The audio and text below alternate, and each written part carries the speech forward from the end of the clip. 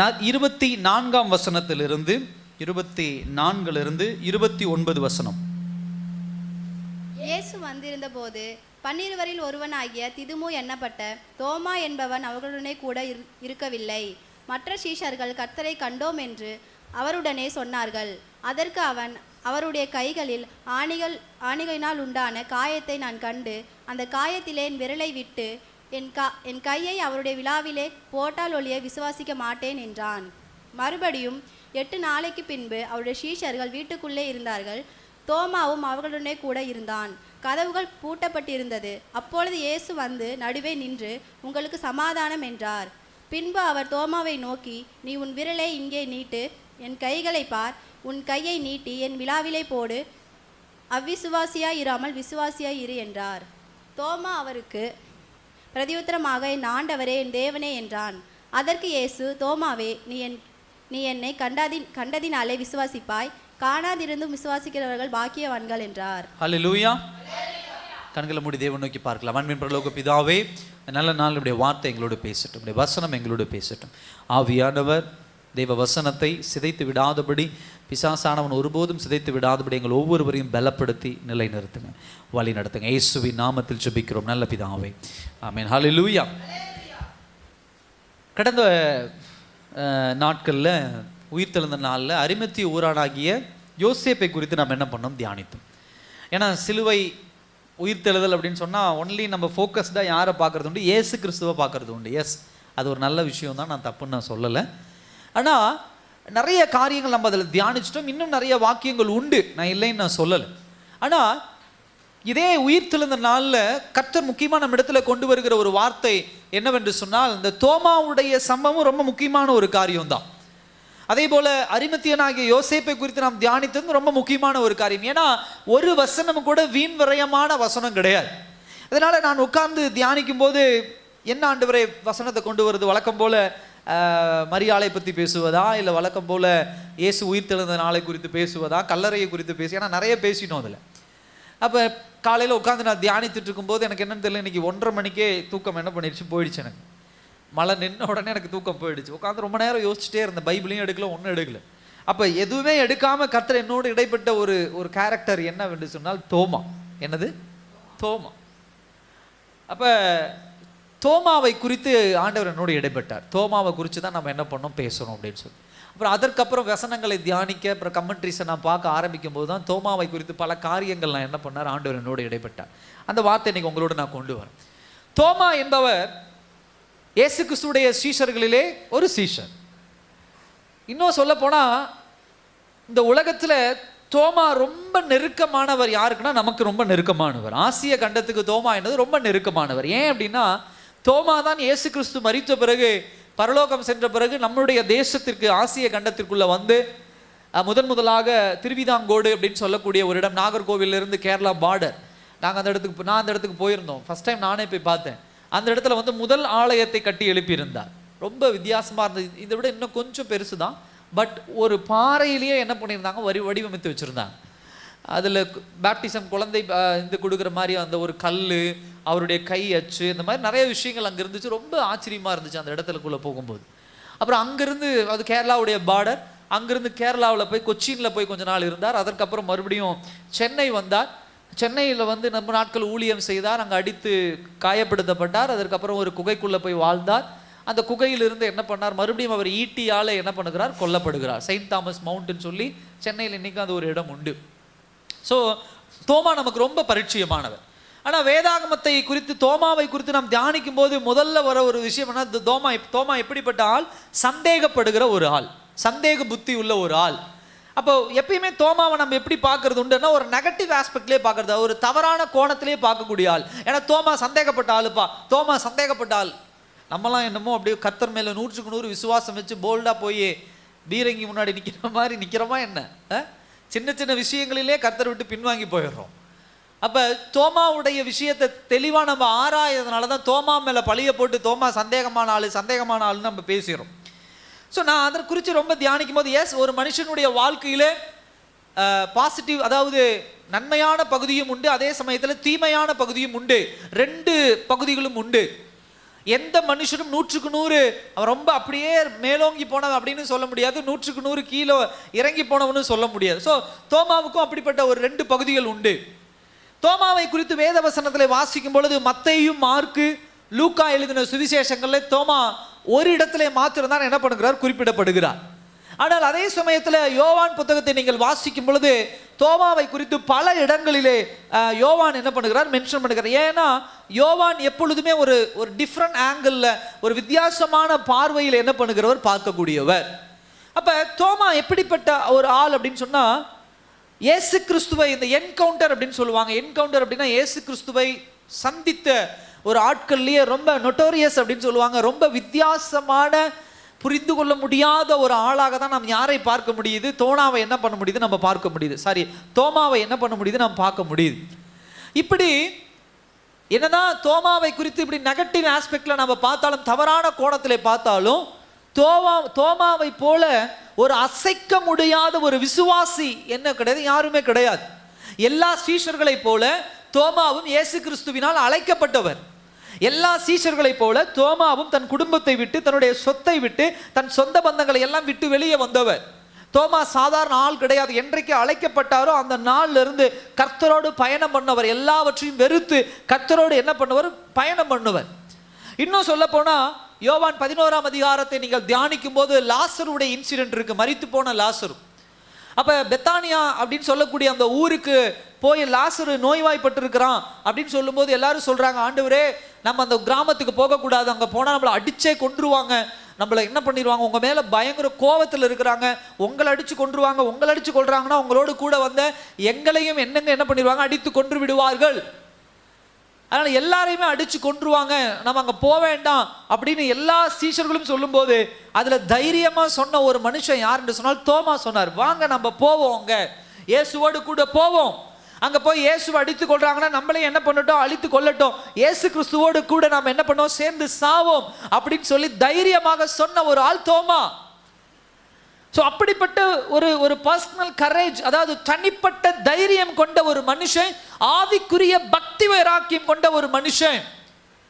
சகோதர சகோதரி, அது மாத்திரமல்ல, தோமாவுடைய கவனிக்கும் திறமையும் நம்ம வேத வசனத்துல நிறைய இடங்கள்ல தியானிக்க முடியுது. என்ன அப்படின்னு சொன்னா, கடைசியாக அந்த பந்தியிலே இருக்கும் பொழுது இயேசு கிறிஸ்து சொல்றாரு, நான் என்ன பண்ண போறேன், உங்களை எல்லாம் 14ஆம் அதிகாரம், யோவான் 14ஆம் அதிகாரம் அந்த வசனத்தில் நீங்கள் வாசிக்கும் போது நான் சொல்றாரு, நான் உங்களை விட்டு கடந்து போக போறேன், எங்களுக்குன்னு பிதாவான ஒரு ஹோம் இருக்கு, வீடு இருக்கு, நான் அங்கே போக போறேன் அப்படின்னு சொல்லும்போது தோமா சொல்றாரு, 14ஆம் அதிகாரம் 5ஆம் வசனத்தில் சொல்றாரு, ஆண்டவரே நீங்க எங்க போறீங்கன்னு எங்களுக்கு தெரியாது, ஆனா நாங்க அந்த வழியை எப்படி அறிந்து கொள்ளணும் அப்படிங்கிற ஒரு தீர்க்கமான ஒரு புத்தியுள்ள ஒரு மனுஷனா தோமாவை அந்த இடத்துல பார்க்க முடியும். இதெல்லாம் தோமாவுடைய ஒரு பாசிட்டிவ் சைடு. யாரும் இப்படி ஒரு தெளிவான வார்த்தை என்ன பண்ணல, ஆண்டவர் இடத்துல கேள்வி கேட்கல. அந்த வழியை நாங்கள் தெரிஞ்சுக்கணும், ஆண்டவரே நாங்களும் உம்மோடு கூட வரணும். ஏன் அப்படின்னா தோமாவுக்கு ஆண்டவரை விட்டு பிரிந்து போவதில் அவ்வளோ பெரிய ஒரு சந்தோஷம் கிடையாது. ஆண்டவரோடு கூட இருக்கணும் அப்படின்னு நினைக்கக்கூடிய ஒரு மனுஷன். இப்படிப்பட்ட விசுவாசம் உள்ள, பக்தி வைராக்கியம் உள்ள, ஆவிக்குரிய வாழ்க்கையில மேலோங்கி இருக்கக்கூடிய தோமா, இயேசு கிறிஸ்து மரித்து சிலுவையில் அடிக்கப்பட்டு அடக்கம் பண்ணப்பட்ட பிறகு அவருடைய விசுவாசத்தை சந்தேகம் என்கிற ஒரு காரியம் அதை என்ன பண்ணுது, அதை தாக்குவதை தான் நம்ம என்ன பண்றோம், நம்ம இன்றைக்கு தியானிக்க இருக்க போகிறோம். எஸ், எல்லாரும் ஒரு காலத்தில் ரட்சிக்கப்படும் போது விசுவாசத்துல மேலோங்கி உள்ள பிள்ளைகளாக தான் இருப்போம். எல்லாரும் ரட்சிக்கப்பட்ட ஒரு காலத்தில் அற்புதங்கள் நடக்கும்போது, அதிசயங்கள் நடக்கும்போது, என் கர்த்தர் எவ்வளவு நல்லவர், என் கர்த்தர் ஒருபோதும் என்னை கைவிட மாட்டார், என் கர்த்தர் ஒருபோதும் என்னை விட்டு விலக மாட்டார் அப்படிங்கிற ஒரு நம்பிக்கையோடு கூக்குரலிடுறது உண்டு. ஆனா அதே சமயத்துல சில பிரச்சனைகள் நிரந்தரமாய் நிற்கும் போது, எதிர்கொள்ள முடியாமல் தடுமாறும் போது நமக்குள்ள ஒரு சந்தேகம் நம்மளை அறியாம வந்துடும். என்ன, கர்த்தர் ஒருவேளை காப்பாத்துவாரா, கர்த்தர் ஒருவேளை என்னோடு கூட வருவாரா, கர்த்தர் என்னோடு கூட இந்த காரியத்தை வாய்க்க செய்வாரா, என் சூழ்நிலைகள் மாறுமா, என் கர்த்தர் எனக்கு உண்டான வாசலை திறப்பாரா அப்படிங்கிற ஒரு சந்தேகம் எல்லோருக்குள்ளும் வருவதை போலதான் யாருக்குள்ளும் வந்தது, தோமாக்குள்ளையும் வந்தது. என் சகோதர சகோதரியே, அப்ப தோமாவை என்னுடைய வாழ்க்கையிலே இந்த விசுவாசத்தை கேள்விக்குறியாக்குகிற ஒரு விஷயம் எப்படிப்பட்ட ஒரு விஷயம் அப்படின்னு சொன்னா, நல்லா கவனிங்க. ரொம்ப முக்கியமா கவனிக்க வேண்டிய ஒரு பாடம் என்னவென்று சொன்னால் சந்தேகம், டவுட். ரொம்ப கவனமா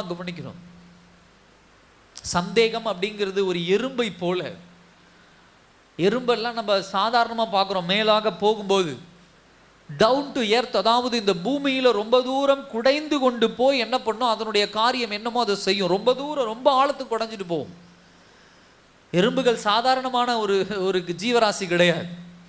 அதே போலதான் சந்தேகமும். ஒரு மனிதனுக்குள்ளே குடும்பத்தை குறித்து சந்தேகமோ, மனைவியை குறித்து சந்தேகமோ, கணவனை குறித்து சந்தேகமோ, எல்லாவற்றை காட்டிலும் தேவனை குறித்து, இயேசுவை குறித்து சந்தேகம் வரும் பொழுது ரொம்ப எச்சரிக்கையாக இருக்க வேண்டும், ரொம்ப கவனமா இருக்கணும். இல்லை என்று சொன்னால் இவ்வளவு பக்தி வைராக்கியம் உள்ள நம்ம எல்லோரை காட்டிலும் மேன்மையான இடத்துல இருக்கக்கூடிய தோமா அந்த இடத்துல விழுந்து போறாருன்னா விசுவாசத்துல நீங்களும் நானும் விழுந்து போவது எம்மாத்திரம். அதனால ரொம்ப எச்சரிக்கையா என்ன பண்ணும் இருக்கணும். ஸோ இயேசு கிறிஸ்துவின் மீது இருக்கக்கூடிய விசுவாசத்தை தோமாவுடைய வாழ்க்கையை கொண்டு ஒரு 3-4 காரியங்கள் நாம் இன்னைக்கு என்ன பண்ண போறோம், தியானிக்க போறோம்.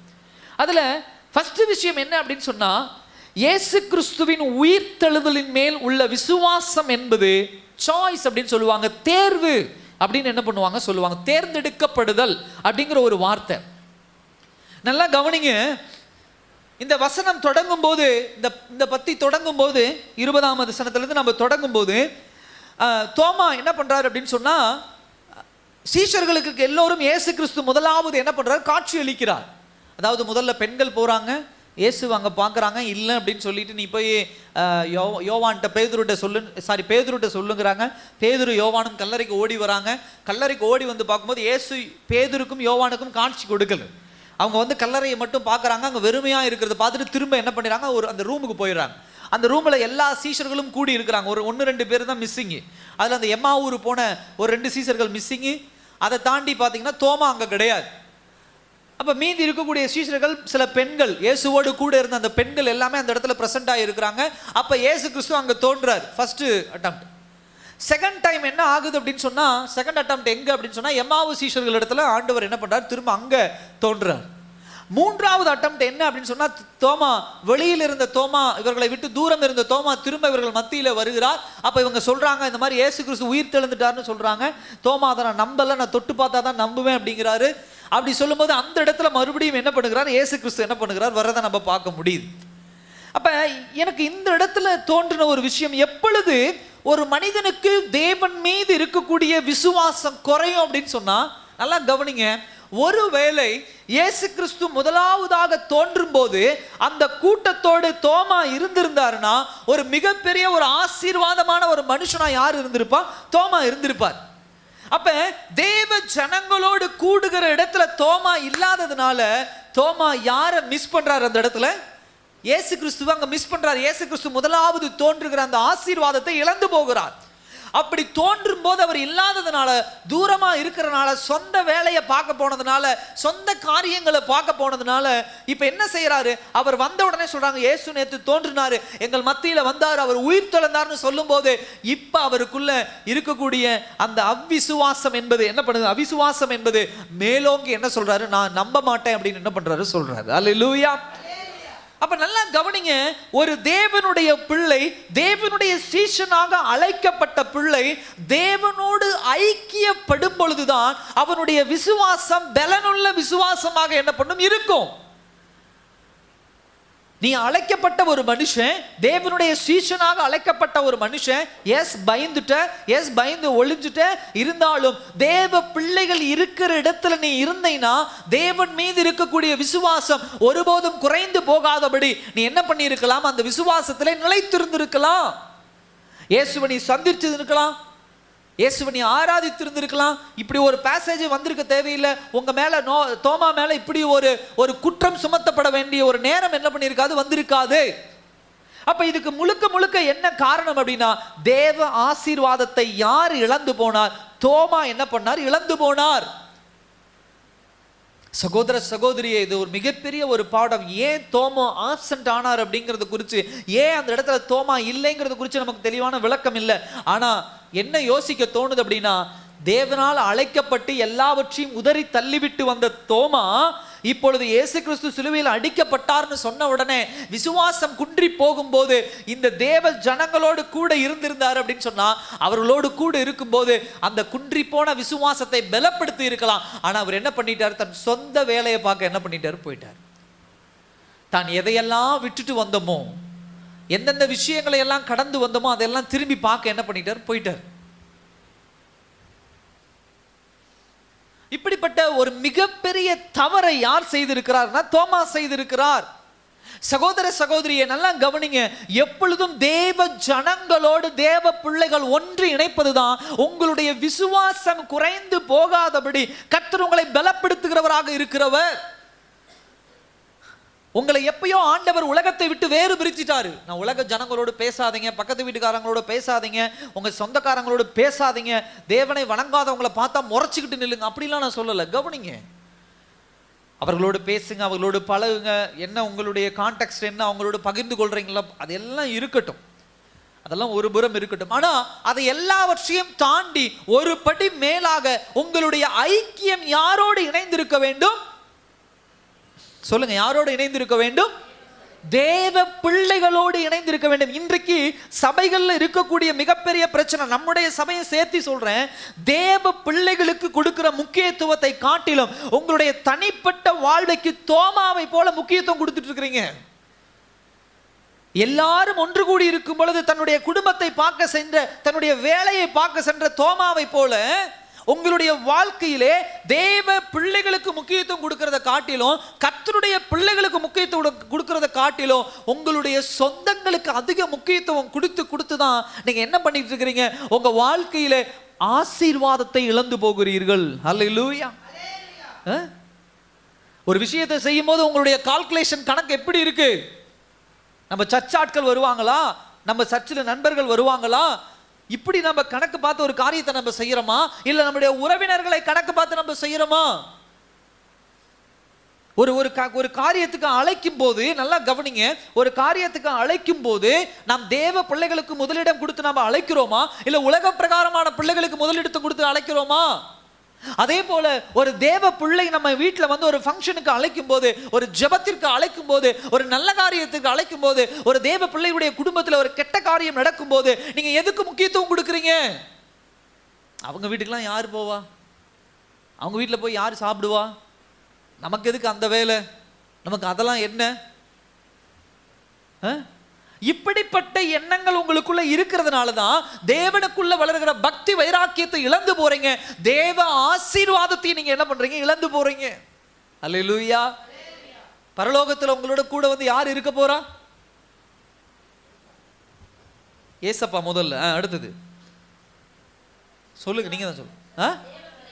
இப்ப உங்க கூட பக்கத்துல உட்கார்ந்து இருக்கிறவங்க இருக்க போறாங்களா, இல்ல நீங்க இதை தாண்டி வெளியே போய் உங்களுடைய நண்பர்கள், உறவினர்கள், தோழர்கள்னு பழகுறீங்களே, உங்க கல்யாணத்துக்கு கூப்பிடுறீங்க, திருமணத்துக்கு முக்கியத்துவம் கொடுத்து முதல் வரிசையில வைக்கிறீங்களே, அவர்கள் உங்களோட கூட வந்து இருக்க போறாங்களா? அல்லேலூயா. அப்ப நம்ம யாருக்கு முக்கியத்துவம் கொடுக்கணும்? அல்லேலூயா. தேவ பிள்ளைகளுக்கு முக்கியத்துவம் கொடுக்கணும். இன்றைக்கு நிறைய கிறிஸ்தவர்களுடைய வாழ்க்கையில விசுவாசம் குன்றி போவதற்கு இது ஒரு மிகப்பெரிய ஒரு பாடம். இதே தோமா அங்க இருந்திருந்தாருன்னா இப்படிப்பட்ட விசுவாசத்தினுடைய குறைபாடு, இப்படிப்பட்ட மோசமான ஒரு வார்த்தையை விட்டுருக்க மாட்டார். ரொம்ப கஷ்டமான ஒரு வார்த்தை. 3 வருஷம் இயேசுவோட பயணம் பண்ணிட்டு நான் தொட்டு பார்த்தாதான் நான் நம்புவேன், இயேசு என் முன்னாடி வந்து நின்னாதான் நான் என்ன பண்ணுவேன், நம்புவேன் அப்படின்னு சொல்ற ஒரு வார்த்தை. எப்படிப்பட்ட ஒரு வார்த்தை? 25ஆம் வசனத்துல பார்க்கிறோம், அவங்க சொல்றாங்க, மற்ற சீஷர்கள் கர்த்தரை கண்டோம் என்று அவனுடைய சொன்னார்கள். அதற்கு அவன், நல்லா கவனிங்க, இயேசுவை கண்டோம் அப்படின்னு சொன்ன உடனே அந்த இடத்துல அவன் எப்படிப்பட்டவனா இருக்கணும்? ரொம்ப சந்தோஷம் உள்ளவனா இருந்திருக்கணும், மகிழ்ச்சி உள்ளவனா இருந்திருக்கணும். மற்ற சீஷர்கள் எல்லாம் மகிழ்ச்சியோடு சந்தோஷத்தோடு என்ன பண்ணி கொண்டு இருக்கிறார்கள்? சொந்தம் கொண்டாடி கொண்டு இருக்கிறாங்க. ஆனா இந்த இடத்துல தோமா ஒரு மரித்து போனவனாக இருக்கிறான்.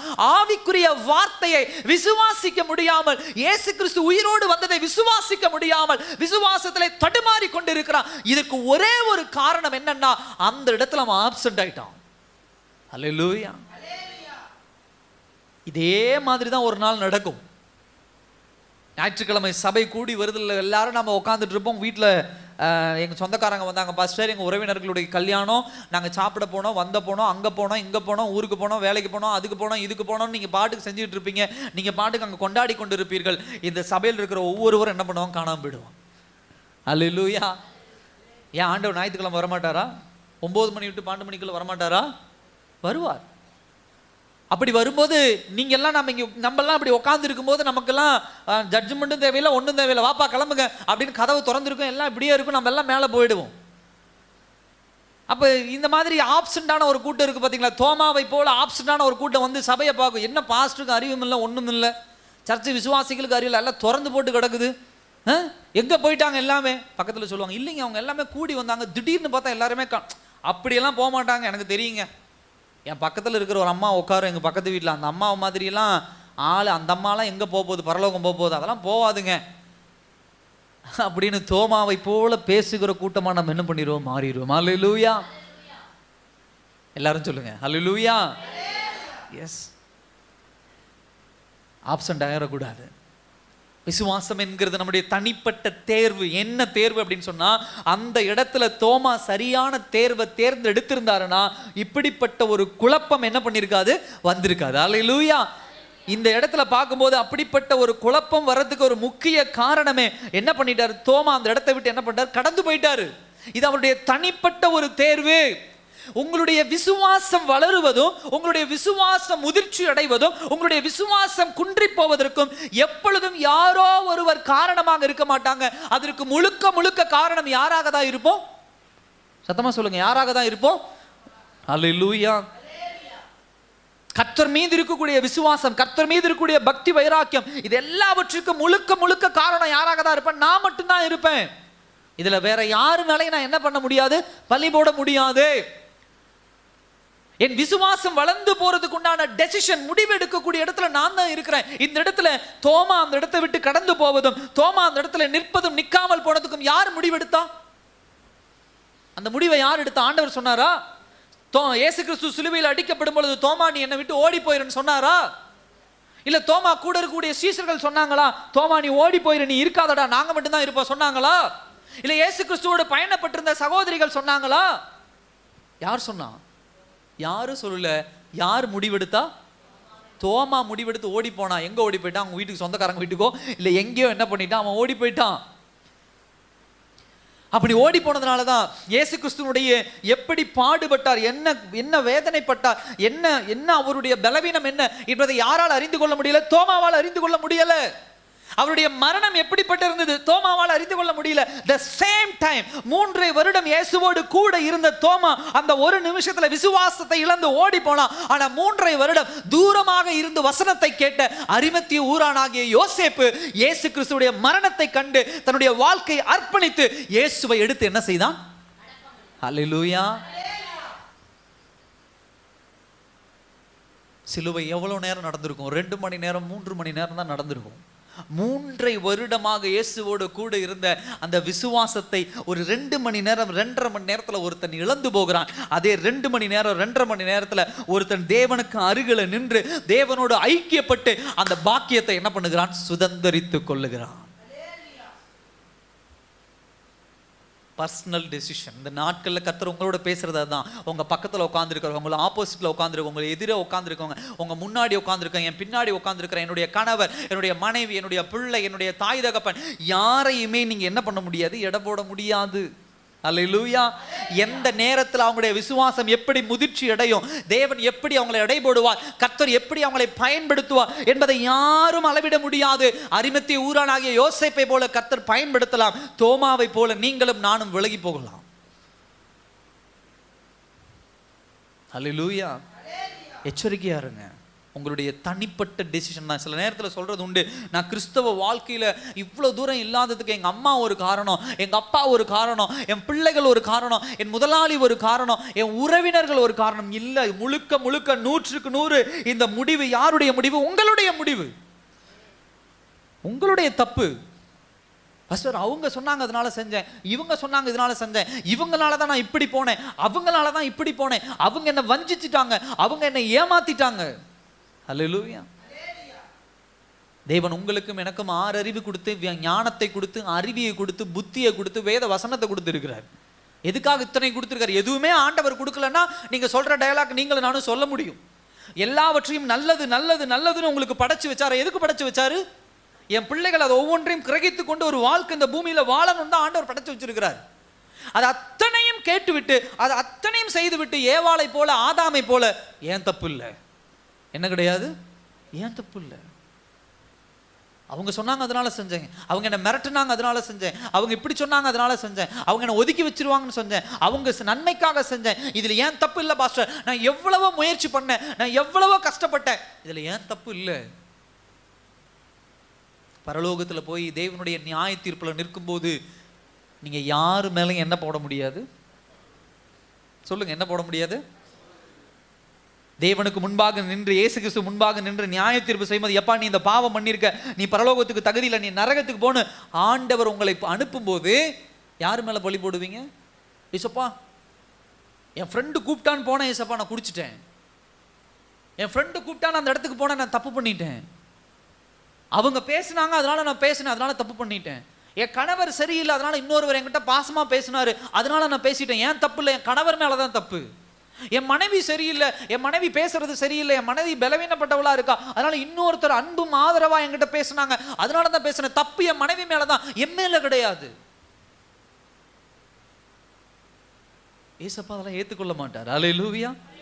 உனக்கு ஆசீர்வாதம் வேணும்னா நீங்க அந்த இடத்துல விசுவாசத்துல ஸ்ட்ராங்கா நின்று நீங்க தான் நிக்கணுமோ தவிர இன்னொருவர் மீது ஒருபோதும் பழி போட முடியாது. ஒருவேளை இந்த உலகத்துல நீங்களும் நானும் பழி போட்டுட்டு இருக்கலாம், அவங்கனால இவங்கனால அவங்கனால அப்படி இப்படி அப்படின்னு சொல்லி. இந்த இடத்துல தோமா முழுக்க முழுக்க இழந்து போன ஆசீர்வாதத்தை இழந்து போனதுக்கு இப்படிப்பட்ட ஒரு நெகட்டிவான குற்றமுள்ள ஒரு பழி தோமாவின் மீது வந்து விழுவதற்கு முழுக்க முழுக்க யார் காரணம்?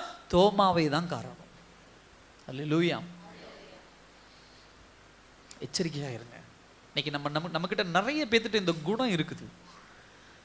பழியை தூக்கி மற்றவங்க மேலே போட்டுருங்க. அவங்க டிவி போட்டாங்க அதில் வந்துச்சு, நான் அதை பார்த்தேன், அவங்க ஃபோனில் அதை அனுப்புனாங்க, நான் அதை நான் பேசினேன், அவங்க அனுப்புனாங்க நான் பார்த்தேன், இது கிடச்சிது, இதை நான் ஏமாற்றி வாங்கினேன், இது பண்ணேன், என் மேலே தப்பு இல்லை பாஸ்டர், எங்கள் வீட்டுக்காரரு, எங்கள் குடும்பம், என் பையன், என் பையன் சொன்னா நான் கேட்டுட்டேன், என் பிள்ளை சொன்னா நான் கேட்டுட்டேன், என் மேலே தப்பு கிடையாது, என் பையன் மேலே தான் தப்பு, என் பிள்ளை மேலே தப்பு. அழகாக நீங்கள் எஸ்கேப் ஆகுறீங்க. இந்த உலகம் நம்பலாம், உங்கள் பாஸ்டர் நம்பலாம், உங்களுடைய கூட இருக்கக்கூடிய விசுவாசிகள் நம்பலாம், உங்கள் உறவினர்கள் நம்பலாம், ஆனால் யார் நம்ப மாட்டா? அல்லேலூயா. எச்சரிக்கையா இருங்க. ஸோ பர்சனல் டெசிஷன், தனிப்பட்ட முடிவு உங்களுடைய விசுவாசம் வளருவதும் குன்றி போவதும். ரெண்டாவது ஒரு விஷயம் என்ன அப்படின்னு சொன்னா டிஃபிகல்ட் டெசிஷன். அதாவது உங்களுடைய விசுவாசத்தை குறித்ததான முடிவெடுப்பது, தேர்வெடுப்பதுங்கிறது சாதாரண விஷயம் கிடையாது. அது ஒரு கடினமான ஒரு காரியம். ஒரு மனிதன் தன்னுடைய வாழ்க்கை விசுவாசத்திலிருந்து தொடங்குவது சுலபம். இயேசு கிறிஸ்து எனக்காக மரித்தார், இயேசு கிறிஸ்து எனக்காக ரத்தம் சிந்தினார், நான் இயேசுவை விசுவாசிக்கிறேன் என்று சொல்லி இந்த நாள்ல இந்த நிமிஷத்தில் நம்முடைய வாழ்க்கையை தொடருவது ரொம்ப சுலபம். ஆனா நாம் கற்றுக்கொண்ட, நாம் நிலைத்து நிற்கிற, நாம் விசுவாசிக்கிற, நாம் நம்புகிற காரியத்துல எப்படி இருக்கிறது? தொடர்ந்து பயணம் பண்ணுவது சாதாரண விஷயம் கிடையாது, கடினமான ஒரு விஷயம்தான். கிறிஸ்தவ வாழ்க்கை என்பது இந்த பூமியில சாதாரண விஷயம் கிடையாது, கடினமான ஒரு விஷயம். நீங்க சூழ்நிலையை யோசிச்சு பாருங்க. ஏன் இப்படிப்பட்ட ஒரு சூழ்நிலை? நான் எப்படி யோசிக்கிறேன், எல்லா சீஷர்களுக்குள்ளும் இப்படிப்பட்ட ஒரு பிரச்சனை இருந்துச்சு, எல்லா சீஷர்களுக்குள்ளும் இப்படிப்பட்ட ஒரு பிரச்சனை இருந்தது. அந்த இடத்துல எல்லா சீஷர்களும் சந்தேகப்பட்டு ஓடி போயிட்டாங்க. இதுல தோமா மட்டும் விளக்கு கிடையாது, தோமாவும் அப்படிதான். ஆனா தோமாக்குள்ள இருந்த ஒரு விஷயம், என்ன விஷயம் அப்படின்னா, ஓடி போன சீஷர்கள் எல்லாம் ஒன்றிணைந்து இருந்திருக்கிறாங்க, ஆனா தோமா மட்டும் எங்க போயிட்டார்? தான் வீட்டுக்கு போயிட்டார். இதை நம்ம எப்படி புரிந்து கொள்ளலாம் அப்படின்னா, தோமா ஒரு மிகப்பெரிய ஒரு டிசப்பாயின்மெண்ட் அப்படின்னு சொல்லுவாங்க. அதாவது மிகப்பெரிய ஒரு ஒரு ஒரு தோல்வி. டிசப்பாயின்மெண்ட் அப்படின்னு சொன்னா அது எப்படி நம்ம சொல்லலாம் அப்படின்னு சொன்னா, ஒரு காரியத்தை எதிர்பார்த்து இழந்து போறோம் பாத்தீங்களா, அதுக்கு பேர் தான் டிசப்பாயின்மெண்ட். எதிர்பார்த்து இழந்து போறது. நல்லா கவனிங்க. தோமா தன்னுடைய குடும்பத்தை விட்டு, தன்னுடைய வாழ்க்கை முறையை விட்டு, தன்னுடைய சொத்துக்களை விட்டு, எல்லாத்தையும் விட்டுட்டு தேவனிடத்துல எதையோ ஒன்றை எதிர்பார்த்து என்ன பண்ணிட்டாரு? ஆண்டவர் பக்கம் வந்துட்டாரு. 3 வருஷம் இயேசு கிறிஸ்துவோட பயணம் பண்ணிட்டாரு. அந்த தைரியம் எல்லாம் இப்ப இருக்குது. ஆனா இயேசு கிறிஸ்துவை சுலபமாக ஒரு கூட்டம் வந்து கைது பண்ணும்போது, நான் எதிர்பார்த்த விஷயம் இயேசு கிட்ட இல்லை அப்படிங்கிறதுனால அவர் என்ன பண்ணிட்டாரு? திரும்ப எங்க ஓடி போயிட்டாரு? தன்னுடைய பழைய வாழ்க்கைக்கு என்ன பண்ணிட்டாரு? ஓடிட்டார். தான் குடும்பத்தை நோக்கி ஓடிட்டார், தான் வேலையை நோக்கி என்ன பண்ணிட்டாரு? ஓடிட்டார். அல்லேலூயா. எப்படிப்பட்ட ஒரு கடினமான முடிவு! நீ இயேசுவை பின்தொடர்வது, நான் எல்லாத்தையும் விட்டுட்டு ஆண்டவரை நோக்கி பயணம் பண்றேன். எஸ், இது ஒரு கடினமான ஒரு முடிவு தான். இந்த உலகத்துல ரொம்ப நிறைய விஷயத்தை சாக்ரிஃபைஸ் பண்ணணும். திடீர்னு டாக்டர்கிட்ட போய் நீங்க சுகர் பேஷண்ட்னு சொல்லிட்டா என்ன சொல்லணும்? இனிமேல் ஸ்வீட்டே சாப்பிடக்கூடாதுங்கும் போது எப்படி இருக்கும்? நோய் வந்துருச்சேன்னு சில பேருக்கு கவலை இருக்காது, ஐயோ இப்படி ஆயிடுச்சேன்னு கவலை இருக்காது. அவங்களுக்கு என்ன, இனிமேல் டீ எப்படி நான் குடிப்பேன், காஃபி எப்படி நான் குடிப்பேன்? சுகர் இல்லாமல் நான் எப்படி குடிப்பேன்? ஐயோ, திருமண காரியங்கள் லட்டு ஜிலேபி வைப்பாங்களே, நான் எப்படி சாப்பிடுவேன்? உங்களுக்கு ப்ரெஷர் வந்துருச்சு, இனிமேல் நீங்கள் மட்டன் சாப்பிடக்கூடாது அப்படின்னா, ஐயோ எனக்கு மட்டன் மாத்திரம் தான் பிடிக்கும், மட்டன் இல்லாமல் நான் கிடையாது. நான் சில பேர்லாம் பார்த்துருக்குறேன். எப்படி இந்த நோயை குறித்து கவலை கிடையாது, ஐயோ இது கொடுக்குற சைடு எஃபெக்டை குறித்து பக்க விளைவுகளை குறித்து கவலை கிடையாது. இருக்கிற கவலை என்ன, இனிமேல் நான் எப்படி சாப்பிடுவேன், எப்படி நான் வாழுவேன்? அது ஒருத்தர் சொல்கிறாரு, என்னங்கய்யா இதெல்லாம் சாப்பிடாம வாழ்ந்து நம்ம என்னத்தை சாதிக்க போகிறோம்? அதனால் என்ன, இப்படியும் சாப்பிட்டுக்குவேன், இப்படியும் மாத்திரையை போட்டுப்பேன், போனால் போய்க்கலாங்கய்யா, ஒன்றும் பிரச்சனை இல்லை அப்படின்னு ஒருத்தர் பேசுகிறார். இதுதான் வாழ்க்கை. கடவுள் படைத்தார் சுகர் அப்படின்னா, அடேங்கப்பா பிரசங்கம் எப்படி இருக்குது பாருங்க. அவர் சொல்றாரு, ஆண்டவர் படைத்தார் சுகரை. அது யார் இந்த டாக்டர் சாப்பிட வேண்டாம்னு சொல்றதுக்கு? என் உடம்பு என்ன சொல்றது சாப்பிட வேண்டாம்னு சொல்றதுக்கு? எவ்வளவோ வசனங்கள் இருக்கு, அதெல்லாம் புரிந்து கொள்ள முடியல, இதை மட்டும் தெளிவா புரிஞ்சுக்கிறாங்க பாருங்க. அதை போல எவ்வளவு ஒரு கடினமான ஒரு முடிவு தெரியுமா? இனிமேல் நான் இப்படி சுகர் பேஷண்ட் ஆகிட்டேன், இனிமேல் நான் இதை சாப்பிட மாட்டேன்னு சொல்றது ரொம்ப கஷ்டம். எல்லா வியாதிக்கும் நான் சொல்றேன். அதுபோல இதுவரைக்கும் நான் வாழ்ந்த வாழ்க்கை முறை என்ன, நான் இயேசுவை ஏற்றுக்கொண்டேன், இனிமேல் இப்படிப்பட்ட ஒரு வாழ்க்கை முறை வாழுவேன் அப்படிங்கிறது ஒரு கடினமான முடிவு தான். ஆனா அந்த எடுத்த கடினமான முடிவில் நிலை நிற்கிறோம் பாத்தீங்களா, அது ரொம்ப முக்கியம். ஏன்னா நீங்க டெசிஷன் எடுக்கிற நேரத்தில், முடிவெடுக்கிற நேரத்தில் சூழ்நிலைகள் ஒரு மாதிரி இருக்கும். ஆனா அன்றாட வாழ்க்கையில நீங்கள் சந்திக்கக்கூடிய சூழ்நிலைகள் எப்படி இருக்கும் சொல்லுங்க? எப்படி இருக்கும்? வேற மாதிரி இருக்கும். நீங்க டெசிஷன் முடிவு எடுக்கும் போது எல்லாம் நல்லா இருக்கும், சூப்பர், ஒன்றும் பிரச்சனை இல்லை, இன்னமே ஆண்டவருக்காக பக்தி வேற, யார் வந்தாலும் சரி யார் வராட்டின்னு எனக்கு அதை குறித்து கவலை கிடையாது, எனக்கெல்லாம் எதை குறிச்சுங்க, நான் தேவனுக்காக நான் வாழுவேன் அப்படின்னு சொல்லி வாழ்ந்துட்டு 2 நாள்ல 3 நாள்லேயே ஒரு 4 பேருக்கு சொந்தக்காரங்க வந்து வீட்டில் உட்காந்துட்டு பேசினாங்கன்னா உடனே அப்படியே மாறிடுறது.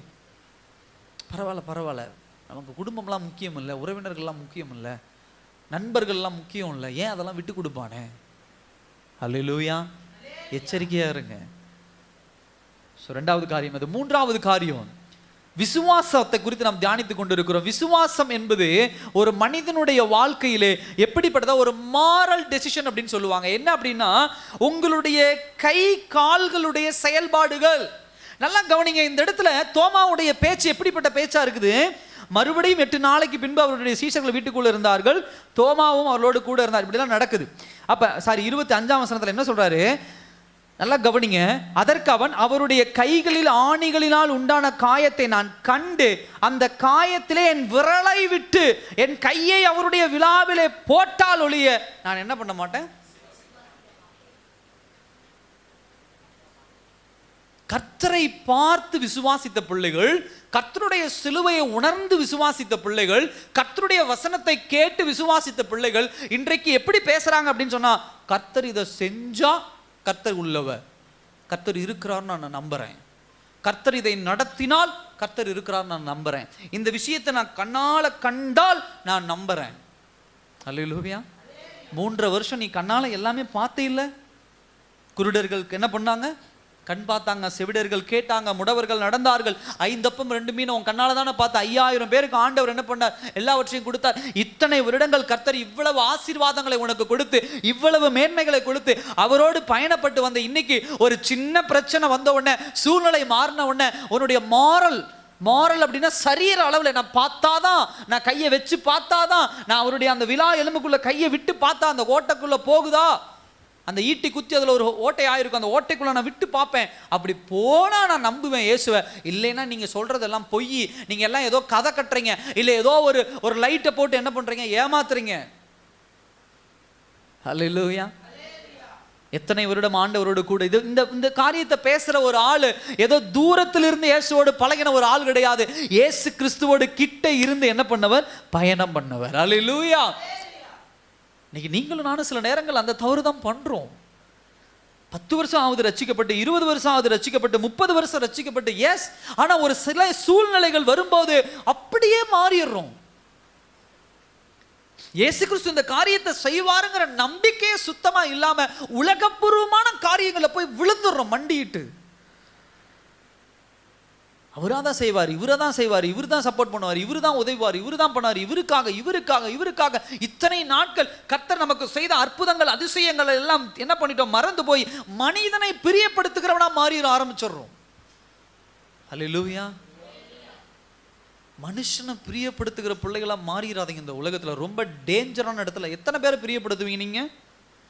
எதுக்கு பிரியப்படுத்துறீங்க நீங்க? ஒரு மனுஷனுக்கு ஆசையான காரியங்களை, ஒரு மனுஷனை பிரியப்படுத்துற காரியங்களை நீங்க செஞ்சுட்டீங்கன்னா உங்க திரும்ப உங்களை பிரியப்படுத்தி உங்களை சந்தோஷப்படுத்திடுவாங்களா எல்லா விஷயத்திலையும்? நீ ஒரு மனுஷனை பிரியப்படுத்துறதுக்காக தேவனுக்கு எதிராக, தேவ சித்தத்திற்கு எதிராக உன் வாழ்க்கையில ஒரு காரியத்தை நீ செஞ்சிருக்கிறேன்னு வச்சுக்கோங்க. செஞ்சு இன்னைக்கு கணக்கு போடுங்க, உட்கார்ந்து இந்த நேரத்திலே யோசிங்க. அப்படி நீங்க செஞ்சு திரும்ப அவங்க உங்களை எந்தெந்த விஷயத்துல சந்தோஷப்படுத்தினாங்க, எந்தெந்த விஷயத்துல உங்களோடு கூட இருந்தாங்க, எந்தெந்த விஷயத்துல உங்களுக்காக நின்றார்கள். அல்லேலூயா. யோசிங்க. பாஸ்டர், இயேசுவை இவங்களுக்காக நான் இயேசுவை அந்த இடத்துல தூக்கி எறிஞ்சேன், இயேசு வார்த்தையை விட்டு மீறி நான் செஞ்சேன். அவங்க இன்னைக்கு பாருங்க எனக்கு எவ்வளவு உதவி பண்றாங்க, இன்னைக்கு பாருங்க என் கூட நிக்கிறாங்க, என் கிட்னி எடுத்து எனக்கு கொடுத்துருக்காங்க, ஒரு ஹார்ட் எடுத்து எனக்கு கொடுத்துட்டாங்க. சொல்ல முடியுமா? 10 ரூபா வாங்க முடியாது. உங்ககிட்ட இருக்கிறதெல்லாம் சுருட்டிட்டு போயிடுவாங்க. ஆனா திரும்பி அவங்க கிட்ட இருந்து நீங்களும் நானும் என்ன பண்ண முடியாது? 10 ரூபா வாங்க முடியாது. இங்க இருக்கிற நீங்களும் நானும் அடிபடாதவர்கள் யாருமே கிடையாது. அல்லேலூயா. அடிபடாதவங்க யாருமே கிடையாது. இப்படி எல்லாம் வேதனைப்படுதான இன்னைக்கும் நமக்குள்ள பாருங்க, ப்ராக்டிக்கல் லைஃப்ல பாஸ்டர் என் முன்னாடி வராங்க, என் கையை கொடுக்குறாங்க, சாப்பாடு கொண்டு வராங்க, சாப்பிட்றேன், நான் சாப்பாடு செய்யறேன், சாப்பிட்றேன், அவ்வளோ குஷியா இருக்கிறோம், நாங்கள் அவ்வளோ சந்தோஷமா இருக்கிறோம். இயேசுவை பத்தி நாங்கள் எதுவுமே சமாதானம், அதாவது விசுவாசத்தினால தான் நாங்கள் யோசிக்கிறோம், விசுவாசத்தினால தான் எல்லாமே நடக்குது. ப்ராக்டிக்கலா நடக்குதா பாஸ்டர்? ப்ராக்டிக்கலா இந்த மாதிரிலாம் இருக்குதா? அதனால இயேசுவை நான் கொஞ்சம் தள்ளி வச்சுட்டு என்னுடைய சொந்தங்களுக்கு, என்னுடைய உறவினர்களுக்கு, என்னுடைய நண்பர்களுக்கு, என்னுடைய ஊர்க்காரர்களுக்கு நான் முக்கியத்துவம் கொடுக்குறேன். நான் கையை விட்டு பார்த்தால் தான் நம்புவேன், அது நடந்தாதான் நம்புவேன். அது வரைக்கும் நான் இப்படி போயிடுறேன் பாஸ்டர். அல்லேலூயா. எச்சரிக்கையா இருங்க. கர்த்தர் உன்னை ஆசீர்வதிக்கும் போது இப்படிப்பட்ட ஜனங்கள்லாம் திரும்பி உங்கள் இடத்துல வருவாங்க, கவலைப்படாதீங்க. ஆனா இத்தனை வருடம், 3.5 வருடம் இயேசுவோடு கூட கேட்டிருந்த சத்தியத்தை எல்லாம் ஒரு நிமிஷத்துல இழந்துட்டு திரும்ப வீட்டுக்குள்ள என்ன பண்ணிட்டான்? தான் வீட்டை நோக்கி என்ன பண்ணிட்டான்? போயிட்டான். அல்லேலூயா. அதனால விசுவாசத்துல ரொம்ப முக்கியமா இருக்கணும். 2வது பாயிண்ட், மெயின் பாயிண்ட் என்ன அப்படின்னா, உயிர்த்தெழுதலின் மேல் உள்ள விசுவாசம் என்பது பரிசு. It's a gift. அல்லேலூயா. பரிசு. அது எனக்கு ரொம்ப பிடிச்ச ஒரு விஷயம் என்ன அப்படின்னா, இயேசு கிறிஸ்து அந்த இடத்துல அப்படியே தோமாவை ஃபர்ஸ்ட் நம்ம தியானிச்சோம். அப்படியே தோமாவை ஒதுக்கி வச்சுட்டு ஃபுல் ஃபோக்கஸ் இப்போ நீங்கள் யாருக்கிட்ட வாங்க? இயேசு கிறிஸ்து கிட்ட வாங்க. இயேசு கிறிஸ்து யாரு சொல்லுங்க? இயேசு கிறிஸ்து யாரு? ஆண்டவர், பரலோகத்தில் வீற்றிருக்கக்கூடியவர். அவர் ஒரு கடவுள், அவர் ஒரு தெய்வம், அண்ட சராசரத்தையும் படைத்தவர். அவருக்கு முன்னும் யாரும் கிடையாது, அவருக்கு பின்னும் யாரும் கிடையாது. அவரை போல ஒரு பெரியவர் யாரும் கிடையாது. இந்த நாட்களில் எல்லாம் கொஞ்சம் பணம் நம்ம கிட்ட வந்துட்டாவே சில விஷயங்களுக்கு பேசுறதுக்கு நமக்கு என்ன வராது? பேசுறதே நமக்கு அந்த ஒரு பணம் வந்துட்டாவே சில பேர்லாம் நம்ம பார்க்க முடியுது. நீங்களும் பார்ப்பீங்க, நானும் பார்த்துருக்கேன். கொஞ்சம் அப்படி பணம் வந்துட்டாவே அவங்களுடைய வேகம் மாறிடும், அவங்களுடைய பேச்சு மாறிடும், அவங்களுடைய நடவடிக்கைகள் மாறிடும், அவங்களுடைய ஸ்டைல் எல்லாமே என்ன பண்ணிடும்? மாறிடும். ஏன்? வசதி, வீடு கட்டிட்டாங்க, ஏதோ வண்டிலாம் வாங்கிட்டாங்க, ஏதோ அது அப்படி பணக்காரன்கிட்ட 2 பவுன் ஷைன் பண்ணிட்டாங்க. அப்படி பேசுறதே என்ன பண்ணுவாங்க? அந்த துணியே மாறிடும். அல்லேலூயா. நம்ம வீட்லயே வந்து உட்காந்து விடப்பாங்க சில நாட்கள். இப்போ தண்ணி குடிக்க வாங்கினா கூட ஒன்லி நாங்கள் ஃப்ரிட்ஜ் வாட்டர் தான் குடிக்கிறோம், இந்த தண்ணியெலாம் நாங்கள் குடிக்கிறது இல்லை, ஒன்லி நாங்கள் கேன் வாட்டர் தான் நாங்கள் குடிக்கிறோம், கின்லே பிஸ்லரி மாதிரி வாட்டர் தான் நாங்கள் குடிக்கிறோம். நாங்கள் இந்த ஃபுட்டெல்லாம் சாப்பிட்றதே கிடையாது, இந்த எண்ணெயெல்லாம் நாங்கள் யூஸ் பண்ணுறதே இல்லை. எஸ், நீங்கள் ஹெல்த் கான்சியஸாக இருக்கிறீங்க, அதாவது சரீரத்தினுடைய காரியத்தில் இருக்கிறீங்கன்னா சந்தோஷம், நான் அதிலெல்லாம் தடை சொல்ல. ஆனால் அந்த ஒரு பகட்டு வரும் பாருங்க. ஒரு வீடு வாங்கிட்டோம்னா இன்னொருத்தர் வீடு இல்லாதவங்க வீடு இல்லையா உங்களுக்கு? என்ன இப்படி தான் வாழ்க்கை வாழ்றீங்களா? இந்த வீட்டை காலி பண்ண சொன்னா என்ன பண்ணுவீங்க நீங்க? அந்த அப்படியா? வண்டி இல்லையா உங்களுக்கு? நாங்களாம் பாருங்க எப்படி வண்டி வச்சிருக்கிறோம். அந்த பேச்சு, ஒரு காலத்துல வண்டி இல்லையா, அப்ப எப்படி இருந்தோம்? அதை போல இப்படிப்பட்ட ஜனங்கள் தான் இந்த உலகத்துல 100க்கு 100 பேர். நீங்களும் சரி, நானும் சரி. அல்லேலூயா. சில நேரத்தில் நம்மளும் அப்படிதான். இதை நம்ம உடனே மற்றவங்க மேலே பழியை தூக்கி போட்டு அவன் அப்படி அந்த அம்மா அப்படின்ட்டு போயிடக்கூடாது. நம்மளும் சில நேரத்தில் என்ன பண்ணிடும்? இப்படிப்பட்ட வார்த்தைகள் நம்ம வாயிலிருந்து என்ன பண்ணிடுது? வந்துடுது. இல்லைன்னு சொல்ல முடியுமா? ஏன்னா முதல்ல நம்ம நிதானிப்போம், அடுத்தவங்களை பார்ப்போம். ஆனால் இந்த இடத்துல பாருங்க, இயேசு கிறிஸ்து வராரு. அப்பொழுது இயேசு நடுவே நின்று உங்களுக்கு சமாதானம் என்றார். 27ஆம் வசனம் பாருங்க, என்ன சொல்றாரு? பின்பு அவர் தோமாவை நோக்கி, நீ உன் விரலை இங்கே நீட்டி என் கைகளை பார், உன் கையை நீட்டி என் விலாவிலே போடு, அவ்விசுவாசியா இராமல் விசுவாசியா இரு என்று என்ன பண்ணார்? நான் இயேசு கிறிஸ்துவ இந்த இடத்துல பார்த்தேன் பாருங்க, ஒரு பார்வை. நான் எவ்வளவு மோசமானவன், நான் எவ்வளவு அயோக்கியன், நான் எவ்வளவு பெரிய முட்டாள், நான் எவ்வளவு பெரிய திறமை இல்லாதவன், நான் எவ்வளவு பெரிய விசுவாசம் இல்லாதவனா இருக்கிறேன், நான் ஒன்னுத்துக்கும் தகுதி இல்லாதவனா இருக்கிறேன். ஆனா இந்த இயேசு வந்து நின்று என்ன பார்த்து என்ன பண்றாரு? வா, வந்து என்ன தொடு, வந்து என்ன தொடு, என்ன தொட்டு பாரு, நீ அதை தானே விரும்பின தோமா, வா. அல்லேலூயா. இருந்தா இருடா, வெளியே போடா. முதல்ல உனக்கு என்னடா நான் காட்டணும்? நீ யாரா முதல்ல? நான் யார் தெரியுமாடா? வானத்தையும் பூமியும் படைத்த கடவுள்டா நான். நீ என்னடா 3.5 வருஷம் என் கூட இருந்துட்டு? அவன் சொல்றான், பேதுரு சொல்றான், அந்திரேயா, யாக்கோபெல்லாம் சொல்றாங்க, இந்த அம்மா மகதலேனா மரியாலாம் காட்டு கத்திட்டு இருக்குது இயேசுவை பார்த்தன்னு. நீ என்னமோ வருவியா? நான் வந்து உன் முன்னாடி நிக்கணுமா? நீ வந்து என்ன தொட்டு பார்க்கணுமா? காற்றை அதட்டினேன், கடலை என்ன பண்ண அதட்டினேன். எவ்வளோ பெரிய நாள், 5 அப்போ 2 மீனை வச்சு 5000 பேரை போஷித்தேன். இந்த உலகத்திலே நான் தான் நம்பர் 1 ஆளு. உங்ககிட்ட எதுக்குடா நான் காட்டணும் அப்படின்னு சொல்லுகிற தகுதியும் யாருக்கு உண்டு? அல்லேலூயா. ஆனா அவர் என்ன சொல்றாரு? வந்து நின்று வா தோமா. இப்ப இது எப்படி புரிஞ்சுக்க முடியுது? தோமா சொன்னதுக்கு இயேசு கிறிஸ்து வந்து தன்னை அர்ப்பணித்தது போல இல்லை. அல்லேலூயா. வா, என் சரீரத்தை வந்து எக்ஸாமின் பண்ணு. இன்னைக்கு நீங்களும் நானும் அப்படி தானே பேசுறோமா? அந்த சில விஷயங்களை பேசும்போது நீ என்ன பேசுறது, நீ என்ன கேட்கறது, நான் யாருன்னு தெரியுமா, நான் எந்த ஊருன்னு தெரியுமா, எங்க குடும்பம் என்னன்னு தெரியுமா, என் படிப்பு என்னன்னு தெரியுமா, என் பணம் என்னன்னு தெரியுமா, நான் யார் தெரியுமா? யார் நீ? அல்லேலூயா. எனக்கு அங்க அப்படி இருந்தது, எனக்கு இங்க இப்படி இருந்தது, என்ன அங்க அப்படி கூப்பிட்டாங்க, என்ன இங்க இப்படி கூப்பிட்டாங்க, எனக்கு அங்க அவ்வளவு இருந்தது, எனக்கு இங்க இவ்வளவு இருந்தது, எனக்கு அவ்வளவு திறமை இருக்கு, எனக்கு அது இருக்கு, நான் இது இருக்குது, நான் அவ்வளவு பெரிய ஆளு, நீ யார் என்ன கேட்கறதுக்கு, நீ யார் என்ன பண்ண? இதனாலதான் குடும்பங்கள்ல இன்னைக்கு 1000-1500 சண்டை வருது ஒரு நாளைக்கு. அல்லேலூயா. ஆனா என்னைக்கு இந்த வரட்டு கௌரவத்தையும் விட்டு அதாவது ஹம்பிள்னஸ், தாழ்மைக்குள்ள வருகிறோமோ, அப்பொழுதுதான் இயேசு கிறிஸ்துவை இந்த உலகத்திலே பிரதிபலிக்கிற பிள்ளைகளா நம்ம மாறுவோம். அல்லேலூயா. ஒரு பெஸ்ட் எக்ஸாம்பிளை நம்ம பார்க்க முடியுது.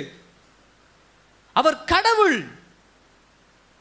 இதே கடவுள் பிலாத்துக்கு முன்னாடி நின்று போய் சொல்லல, காய்பாவுக்கு முன்னாடி போய் நின்று சொல்லல, ஆனா தோமாவுக்கு முன்னாடி வந்து சொல்றார், நீ என் பிள்ளைப்பா, நீ என்னுடைய சீஷன், வா, வந்து என்ன தொடு என்கிற அர்ப்பணிப்பை நாம என்ன பண்ண முடியுது? பார்க்க முடியுது. அந்த அர்ப்பணிப்பு ஏன் ஆண்டவர் கொடுத்தார் அப்படின்னு சொன்னா, தோமாவின் மீது வைத்த அன்பு. அல்லேலூயா.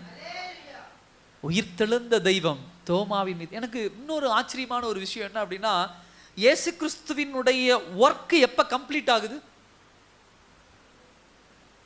சொல்லுங்க, நீங்க தான் சொல்லுங்க. இயேசு கிறிஸ்து இந்த பூமிக்கு வந்து செஞ்சார்ல, அவருடைய வேலை எப்ப முடிஞ்சது? அப்ப சொல்லுங்க சொல்லுங்க, என்ன இங்க எப்ப முடிஞ்சது? சில அதுக்கு ஒரு வார்த்தை சொன்னார். என்ன முடிஞ்சது? என்ன வார்த்தை சொன்னாரு? எல்லாம் முடிந்தது. அப்ப எல்லாம் முடிந்ததுன்னா, நான் பரலோகத்திலிருந்து பூமிக்கு வந்த காரியம் முடிந்தது. நான் பரலோகத்திலிருந்து பூமியில வந்து என் தாழ்மையா இருக்கணும், முடிந்தது. நான் பரலோகத்திலிருந்து பூமிக்கு வந்து நான் மனுஷனா வாழணும், முடிந்தது. நான் தரித்திரனா இருக்கணும், முடிந்தது. நான் அமைதியா இருக்கணும், முடிந்தது. நான் ஹம்பிளா தாழ்மையா இருக்கணும், முடிந்தது. இப்ப என்ன கொண்டு போய் அடக்கம் பண்ணிட்டாங்க, பிதாவானவர் என்ன உயிரோடு எழுப்பிட்டாரு. இனிமேல் நான் யாருக்காவது நான் தாழ்மையா இருக்கணுமா? இயேசு கிறிஸ்துவுடைய பார்வையில் இருந்து நான் யாருக்காவது தாழ்மையா இருக்கணுமா? ஏன்?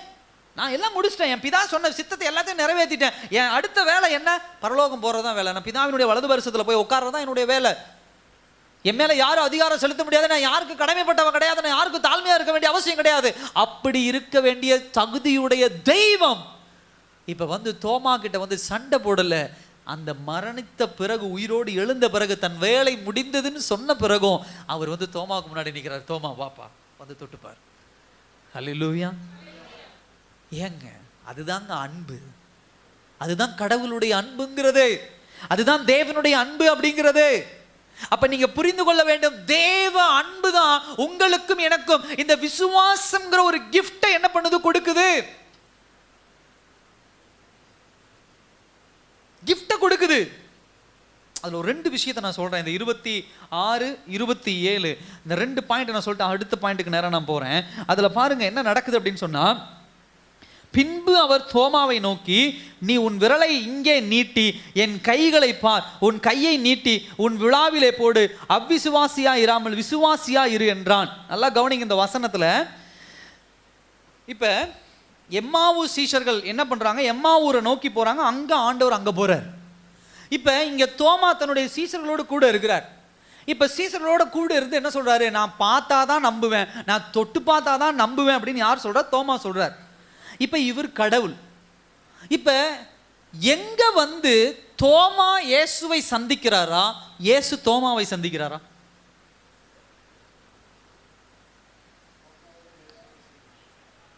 இயேசு. ஏன் இவ்வளவு யோசிக்கிறீங்க எல்லாருமே? எல்லாரும் சொல்லுங்க. இயேசு எங்க வந்து சந்திக்கிறாரு? தோமா இருக்கிற இடத்துக்கு இயேசு வராரு. இயேசு இருக்கிற இடத்துக்கு யார் போகல? ஹல்லேலூயா. இது எவ்வளவு பெரிய ஒரு அன்பினுடைய வெளிப்பாடு. தப்பு பண்ணவன் நானு, குறை பேசினவன் நானு, விசுவாச குறைபாடு உள்ளவன் நானு, விட்டுட்டு ஓடி போனவன் நானு, திமிரா பேசிட்டு இருக்கிறவன் நானு. அப்படியா இருந்தா ஆண்டவர் என்ன சொன்னா, அவனுக்கு அவ்வளவு திமிராகி போச்சா, அவன் அவ்வளவு பெரிய ஆளாயிட்டானா, நான் என்ன பண்றேன்னா அங்க இருக்கிறான், என்னை வந்து அங்க பார்க்கட்டும் அப்படின்னு சொல்ல தகுதி உடைய தெய்வம் எங்க வந்து நிக்கிறாரு? தோமா எங்க நின்று கொண்டு இருக்கிறானோ அங்க ஆண்டவர் வந்து நிக்கிறார். ஹல்லேலூயா. ஏங்க அவர் அப்படி வரணும்? ஏன் வரணும்? இந்த தெய்வம் ஏன் வரணும்? அவருடைய வேலை தான் முடிஞ்சது இல்ல. இல்ல மேல எங்கேயாவது அங்கிட்டு இங்கிட்டு எங்கேயாவது தோன்றி, ஏண்டா அப்படியே தோமா சொன்ன, போ நான் வரேன், நீ கேட்டாலும் கேளு கேட்காட்டியும் போ, நீ நம்பினா நான் நம்பின்னு போயிருக்கலாமே. இல்ல சீசர்கள் இடத்துல சொல்லி அனுப்பின மாதிரி, பெண்கள் இடத்துல சொல்லி அனுப்பின மாதிரி, பேதுருட்ட போய் சொல்லி நான் என்ன பண்ணிட்டேன், உயிர் தெழுந்துட்டேன்னு தேவதூதரை வச்சு சொன்ன மாதிரி ஏதாவது சொல்லிட்டு போயிருக்கலாமே. எங்க தோமா இருக்கிறானோ அந்த இடத்துக்கு ஆண்டவர் வந்து அந்த இடத்துல அவனை நோக்கி அவன் கிட்ட வந்து நின்னு அந்த பாயிண்ட் பாருங்க, என்ன சொல்றாரு, உன் விரலை இங்க நீட்டி, கிட்ட வந்து அப்படின்னு சொல்லியிருக்க அந்த இடத்துல. அந்த வேர்டு ரொம்ப கவனிங்க. பின்பு அவர் தோமாவை நோக்கி, நீ கிட்ட வந்து உன் விரலை இங்கே நீட்டி என் கைகளை பார். நான் படிக்கிறது கரெக்டா? தப்புங்கிறவங்க கை தூக்குங்க.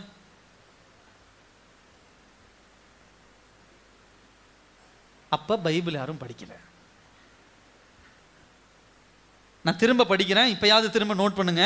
பின்பு அவர் இயேசு தோமாவை நோக்கி, நீ கிட்ட வந்து நீ உன் விரலை இங்கே நீட்டி என் கைகளை பார். நான் படிக்கிறது சரியா தப்பா? அந்த இடத்துல பாருங்க என்ன போட்டிருக்கு, பின்பு அவர் தோமாவை நோக்கி நீ உன் விரலை இங்கே நீட்டு. என் கை எவ்வளவு தூரம் போவோம்? இவ்வளவு தூரம் போகும். அப்ப ஆண்டவர் வந்து ஒரு ஒரு ஒரு 10 அடிக்கு முன்னாடி நின்னுட்டு, வா கிட்ட வா தோமா, கிட்ட வந்து என்ன தொட்டுப்பாரு அப்படி சொல்லல. தோமா கிட்ட வந்துட்டாரு, தோமா இருக்கிற இடத்துக்கு வந்துட்டாரு, தோமா நிக்கிற இடத்துக்கு வந்துட்டாரு, தோமா கிட்ட வந்துட்டாரு. கிட்ட வந்து என்ன சொல்றாரு, உன் கையை நீட்டுப்பா போதும். ஹல்லேலூயா. உன் கையை நீட்டு போதும். என்னால இவ்வளவு தூரம் கூட தொட முடியல. ஆண்டவர் அப்ப அந்த டிஸ்டன்ஸ் கூட நிக்கல. என் கை இவ்வளவு தூரம் தான் போதும்னா இந்த இடத்துல ஆண்டவர் அவர் வந்து நிக்கிறாரு. ஹல்லேலூயா. அவர் வந்து என்ன பண்றாரு, நிக்கிறாரு. எவ்வளவு பெரிய ஒரு பாக்கியம். இதெல்லாம் பரிசு. இதுதான் ஆண்டவருடைய பரிசுங்கிறது. சில நேரத்தில் சில விஷயங்களை நீங்களும் நானும் இப்படி பெருமையா பேசினாலும் திமிரா பேசினாலும் ஆண்டவர் உங்களை என்னையும் தண்டிக்காம திரும்ப அதை ஏதாவது ஒரு வசனத்தின் மூலமாக, ஏதாவது ஒரு வார்த்தையின் மூலமாக, ஏதாவது ஒரு வழிநடத்துதல் மூலமாக, ஏதாவது ஒரு அற்புதத்தின் மூலமாக கர்த்தர் நம்ம முன்னாடி வந்து நிற்கிறாரு. அதுக்கு என்ன அடையாளம்? நான் ஏதோ பெருசா சாதிச்சுட்டேன், நான் ஏதோ பெருசா செஞ்சுட்டேன், எங்கிட்ட இருக்கக்கூடிய திறமை அப்படி கிடையாது. முழுக்க முழுக்க 100க்கு 100 என்மேல் தேவன் வைத்திருக்கிற அன்பு. ஹல்லேலூயா. அவர் தன்னை பர்சனல் எக்ஸாமினேஷன் பண்ணுவதற்கு, தனிப்பட்ட முறையிலே தன்னை ஆராய்ச்சி செய்வதற்கு கர்த்தர் தன்னை ஒப்பு கொடுக்கிறார். என்னால் இந்த பாயிண்ட காலையில புரிந்து கொள்ளவே முடியல. ஒரு 20லிருந்து 25 நிமிஷம் இந்த இடத்துல நான் நின்னுட்டேன். எப்படிங்க? எப்படி எப்படி ஒத்துக்க முடியும்? ஒரு சின்ன விஷயத்தை தொட்டுட்டா அவன் ஈகோவை தொட்டுட்டான்ட்டு நம்ம கோவப்பட்டுட்டு 10 வருஷம் பேசுறது இல்லை. ஒரு சின்ன வார்த்தையை விட்டுட்டா கூட நம்ம என்ன சொன்னா, அவன் யாருங்க பேசுறதுக்கு? செத்தா கூட அவன் வீட்டு வாசல் நான் என்ன பண்ண மாட்டேன். சொல்ல மாட்டீங்களா நீங்களா? அப்படிலாம் பேசவே மாட்டீங்களா நீங்க? உங்களுக்குலாம் அந்த கோபமே வராது. தண்ணி கூட நான் குடிக்க மாட்டேங்க, வாசலை கூட நான் மிதிக்க மாட்டேங்க. அவனை உண்டு இல்லை, அவன் கண்ணால பார்க்க போறாங்க, தூரத்துல இருந்து அவன் அழிஞ்சு போறதை நான் பார்க்க போறேங்க, குடும்பம் இல்லாம போறதை பார்க்க போறேங்க. இப்படியெல்லாம் ஆண்டவர் பேசினார்னா நீங்களும் நானும் என்னத்துக்கு ஆகும்? எத்தனை தப்பு, எத்தனை பாவம், எத்தனை தேவனுக்கு விரோதமா, எத்தனை தேவ சித்தத்துக்கு மீறி அப்பெல்லாம் நடந்து குடும்பத்தில் ஒரு வியாதி வரும்போது, பலவீனம் வரும்போது, ஏதோ மனசுல இலகுவாகி ஆண்டவருடைய சமூகத்தில் மன கிளேசமாகி ஆண்டவருடைய சமூகத்தில் வந்து, அப்பா என்னை மன்னிங்க ஆண்டவரே, என் வியாதியை சுகமாக்குங்கப்பா, என் குடும்பத்தை ஆசீர்வதிங்க, எனக்கு இது தேவைன்னு சொன்ன உடனே நான் இருக்கும் இடத்திலே வந்து நின்று என் ஜெபத்தை கேட்டு என் ஜெபத்திற்கு பதில் கொடுக்கிற தெய்வம் அவர். அல்லேலூயா. கொஞ்சம் கூட ஈகோ கிடையாது, கொஞ்சம் கூட கௌரவம் கிடையாது. எல்லாம் ஈகோ காட்டுறதுக்கும் கௌரவம் காட்டுறதுக்கும் பேசுறதுக்கும் தகுதி உடையவர் அவர் மாத்திரம் தான், நீங்களும் நானும் கிடையாது. ஆனால் அது எந்த இடத்துலையும் அவர் காட்டலை. அல்லேலூயா. அப்போ யோசிங்க, இயேசுவின் சாயலாய் மாறிட்டேன், நான் இயேசுவின் சாயலாய் மாறிட்டேன்னு பெருமை பேசிட்டு இருந்தோம்னா அவ்வளோதான். அப்போ என்னங்கய்யா பண்ணணும்? இன்னும் இன்னும் இன்னும் நம்மை பரிசுத்தமாகிறவன் இன்னும் என்ன செய்து கொண்டு இருக்கணும்? பரிசுத்தமாகி கொண்டே இருக்கணும். அல்லேலூயா. நீ அங்கே இரு, நான் வரேன். நீ எப்படிப்பட்டவன்? நீ அப்படி இரு, நான் வரேன். நீ கௌரவம் பிடிச்சவனா நீ நில்லு, நான் என் கௌரவத்தை விட்டுட்டு வரேன். நீ திமிரு பிடிச்சவனா நீ நில், நான் என் திமிரை விட்டுட்டு நான் வரேன். நீ பெரிய ஆளுன்னு நினைச்சுக்கிறியா, நீ நில்லு, நான் உன் இடத்துக்கு வரேன். அவன் என் காலில் வந்து விழணும், அவன் என் வீட்டுக்கிட்ட வந்து நிற்கணும், அவன் பிடி என் கையில் இருக்குது, அவன் சும்மா நான் விட மாட்டேன், அந்த அம்மாவை நான் சும்மா விட மாட்டேன், நான் தான்.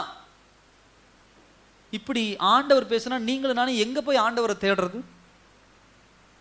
இப்படி பேசுகிற ஒருத்தவங்க, இப்படி பேசுகிறவங்க ஒருத்தவங்க கேட்டால் அவங்க வீடு இங்கே இருக்குது, அவங்க அட்ரஸ் இங்கே இருக்குது, அவங்க அங்கே இருக்கிறாங்க, அவங்க இங்கே இருக்கிறாங்கன்னு பஸ் ஏறி போய் ஏதாவது பண்ணிட்டு வரலாம். இதே டைலாக் ஆண்டவர் விட்டாருன்னா நீங்களும் நானும் எங்கே போய் ஆண்டவரை தேடுவோம்? சொல்லுங்க, எங்கே போய் தேடுவோம்? அவன் எங்கிட்ட வரட்டுன்ட்டு போயிட்டாருன்னா எங்கே ஆண்டவர் இருக்கிறாரு? எப்படி கூப்பிட்டா ஆண்டவர் வருவார்? நான் பண்ண பாவம் என்ன, நான் பேசின திமிரான வார்த்தை என்ன, எங்கே ஆண்டவர் வருவார்? ஸோ முதல் காரியம் என்ன? பரிசுன்னு சொன்ன முதல் பரிசு என்ன அப்படின்னா தேவனுடைய அன்பு. ரெண்டாவது தோமா, ஃபர்ஸ்ட் பாயிண்ட் இயேசு கிறிஸ்துவை பார்த்தோம், அந்த அந்த பரிசுங்கிற ஒரு பாயிண்ட்லையே. ரெண்டாவது என்ன அப்படின்னா தேவன் மீது இருக்கக்கூடிய விசுவாசம். பரிசுன்னு சொன்னோம் பார்த்தீங்களா, அந்த விசுவாசம் எப்போ வளரும் அப்படின்னா தேவனை ஆராதிக்கும் போது. ஹல்லேலூயா.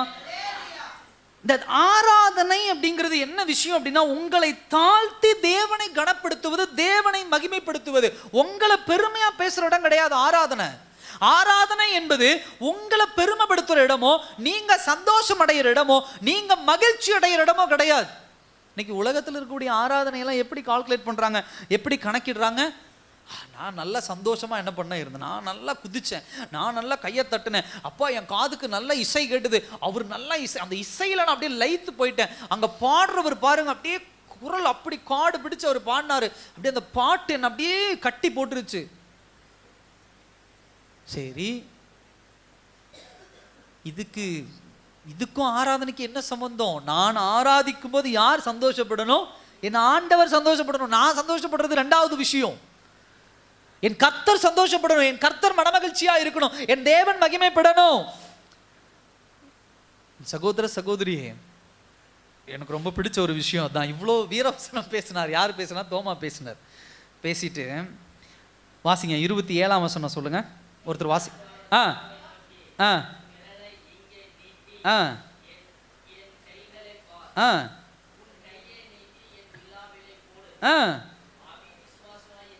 ஆ ஆ விசுவாசமா இரு என்றார்.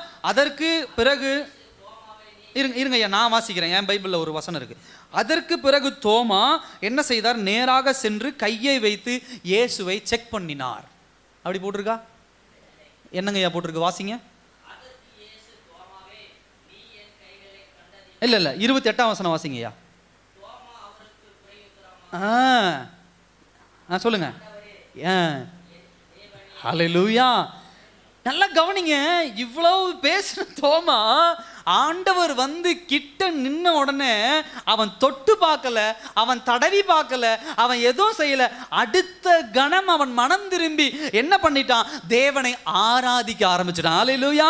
2 வார்த்தை சொல்றான். என் ஆண்டவரே, என் தேவனே, my Lord and my God. என் தேவனே, அதாவது என் ஆண்டவரே, என் தேவனே. வேதாகமத்துல இயேசு கிறிஸ்துவ புதிய ஏற்பாடு புத்தகத்துல அதாவது தேவனேன்னு சொல்லி யாருமே கூப்பிடல. இயேசு கிறிஸ்து பிதாவை கூப்பிட்டார், என் தேவனே, என் தேவனே ஏன் என்னை கைவிட்டீர் என்று சொல்லி. ஆனா யார், எந்த சீஷர்களோ எந்த மனிதர்களோ என்ன பண்ணல, இயேசுவை தேவனே அப்படின்னு சொல்லி கூப்பிடல. முதலாக இயேசு கிறிஸ்துவை தேவனே என்று கூப்பிட்ட ஒரு ஆள் யாருன்னா யாருங்க? ஹல்லேலூயா, தோமா தான் கூப்பிட்டார்.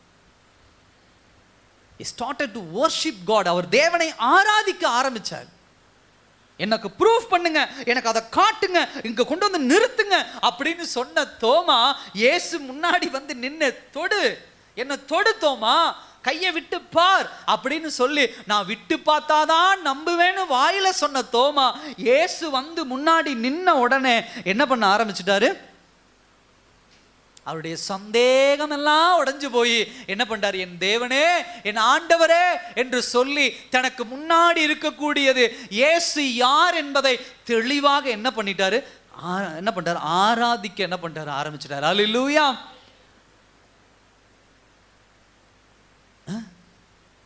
ஆராதிக்க என்ன பண்றாரு? ஆரம்பிச்சிட்டார். எப்படி எப்படி இது நடந்திருக்கும் சொல்லுங்க, நீங்க சொல்லுங்க. தொட்டு பார்த்தாதான் நம்புவேன்னு சொன்ன தோமா ஆண்டவரை தொட்டு பார்க்கல. தொட்டு பார்க்காமையே என் தேவனே, என் ஆண்டவரே என்று சொல்லி ஆராதிக்கிறார். கன்வின்ஸ்ட் ஆயிடுறார். எப்படி? எதனால? மனம் திரும்பினார். எப்படி? எதனால மனம் திரும்பினார்? ஏதோ ஒரு காரியம் இருக்கும்ல. ஆண்டவரை கண்ட உடனே கிட்ட வந்துட்டீங்க, கிட்ட வந்துட்டீங்க. எல்லாரும் நல்லா தூங்கிட்டு இருக்கவங்களாம் எந்திரிச்சு சொல்லுங்க பார்க்கலாம். ஐயா, விழாவை பார்த்ததும். அல்லேலூயா, கரெக்டா பிடிச்சாரு. தேவனுடைய காயங்களை கண்டவுடனே தொட்டு பார்க்கணுங்கிற ஒரு எண்ணம் இல்லாதபடி அவருடைய அவ்விசுவாசம் அப்பொழுதே காணாமல் போனது. அல்லேலூயா. இயேசு கிறிஸ்து வந்து நின்ன உடனே சிலுவையிலே அவர் பட்ட காயங்கள் அப்படி காமிச்சு, வா தோமா வந்து என்னை தொடுன்னு சொல்லும் போது அந்த கண்களால் அந்த காயத்தை பார்க்கும் போது இந்த மனசு உடைய ஆரம்பிச்சிருச்சு. இந்த மனசு மனம் திரும்ப ஆரம்பிச்சிருச்சு. நான் இனி தொட்டு பார்த்து நம்ப வேண்டிய அவசியம் கிடையாது. இவர்தான் தேவன், இவர்தான் கடவுள், இவர்தான் ஆண்டவர் என்று சொல்லி தேவனை ஆராதிக்க ஆரம்பிச்சிட்டார். ஹல்லேலூயா. இதுதான் தோமாவுடைய வாழ்க்கையில் நடந்த மிகப்பெரிய ஒரு மனம் திரும்புதல். இப்படிதான் தோமாவை என்ன பண்ண மாறினார். அவர் பிசிக்கலா பிரசன்ட் ஆயிட்டார். சரீரமா என்ன பண்றார்? தோமாவுக்கு முன்னாடி வந்து நின்னுட்டார். அதனால தோமா நம்பிட்டார். அப்படி கிடையாது. இயேசு கிறிஸ்துவின் காயங்களை கண்ட உடனே தோமாவுக்குள்ள என்ன வந்துருச்சு? மனம் திரும்புதல் வந்துருச்சு. ஐயோ, ஏன் சொல்லுங்க? ஏன் இயேசு கிறிஸ்துவின் காயங்களை கண்ட உடனே தோமாவுடைய மனம் திரும்புதல் வந்தது? ஆரம்பத்தில் சொன்னேன் ஒரு பாயிண்ட். விசுவாசம் இல்லாமல் போயிட்டேன். அப்புறம்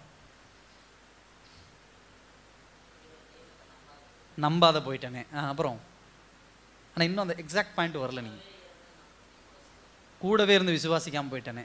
வாங்க, இன்னும் கிட்ட வாங்க, டைம் கொடுக்குறேன், வாங்க.